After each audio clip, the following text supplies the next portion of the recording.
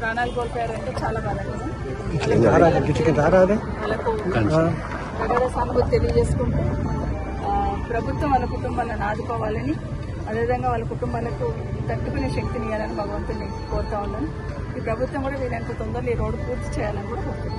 Madam, మొన్నటి వరకు NGT పేరుతో కాలయాపన చేస్తూ వచ్చారు, ఇప్పుడు కేసు కూడా విడ్డ్రా అయినట్టుంది ఎన్జిటి. అదే కదా, ఎన్జిటీలో కేసు ఉన్నా కూడా ఆలూరులో ఇన్సిడెంట్ జరిగినప్పుడు నేను ఆ రోజు చెప్పాను, ఎక్కడైతే చెట్లు ఉన్నాయో వాటికి రేడియం స్టిక్కర్స్ అతికించండి టర్నింగ్ లో, ఎక్కడైతే రోడ్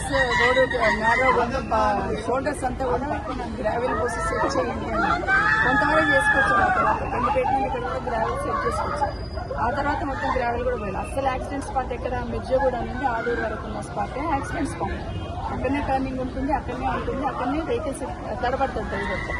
ఆ స్పాట్ చేయాలి. ఆ స్పాట్ షోల్డర్ చేయకుండా కాంట్రాక్టర్ చెప్తే చేసేవాళ్ళు, చేయకుండా ఎంతసేపు